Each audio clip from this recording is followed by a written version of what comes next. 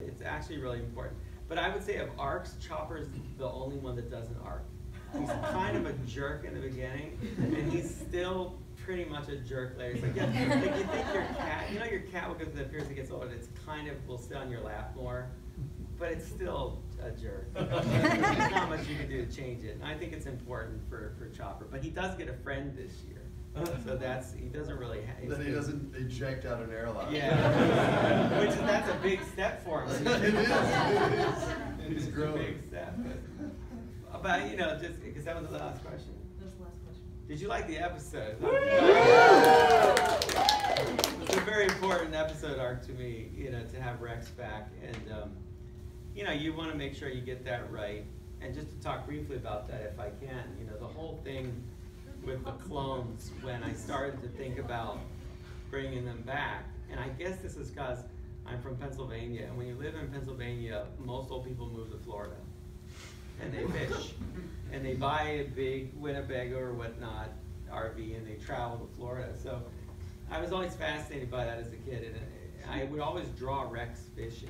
My grandfather used to fish, you know, and he would take us fishing, and I thought, this image of him fishing sitting on the back deck of something somewhere, and then I made the back deck of it a walker, and then I realized that the big gun on the ATTE looks like a giant fishing rod, and it just all started to fall into place. And it's one of those awesome things too, because I could tell certain points Henry Gore was like, are we seriously doing that? I'm like, yes. The fact that you think it's weird really motivates me to make this happen. It's the wrong way to go.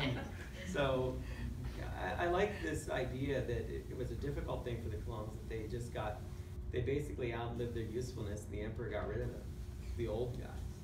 And so what did they do? Some of them go work on the docks, some of them just, you know, wander the streets of Coruscant, I guess. Rex somehow managed the tank and got that, and hooked up with Wolf and Gregor. So I can finally live up to what I promised kids about Gregor surviving that, which is cool for me.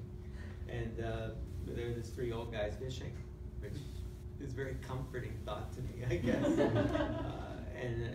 So that was the whole motivation. And I wanted this kind of Howl's Moving Castle walking tank, wonderfully designed by Andre Kirk on the design team. And that you can't look at without hoping it becomes a Lego set, right? So we all have the same hopes for this stuff, just so you know, whether you're on the show or not. But you know, and it was a nice story for the team that was working on Rebels, that worked on Clone Wars, to get to tell, because it was so familiar to us, and the characters were so familiar to us. And you know, Rex, Santa Claus that he is, I think adds a great dynamic for Kanan. There was an additional ending on this story. They're just so interested in Star Wars, it's fun to talk to them, Tracy. Gregor and Wolf actually take the AT-AT, or the AT-AT, if you will. And there's a version of that AT-AT that Sabine has painted that has a giant wolf head on the side of the head. And it was great. Everybody was like, you know, you're not really going to do that.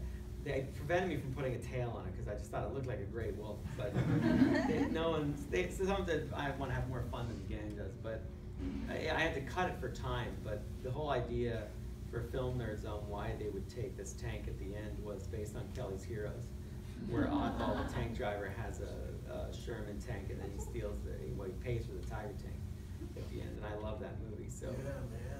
I get that, you know it. But yeah, I'm glad you liked the episode. And there's more Rex coming in. The sad thing is, now you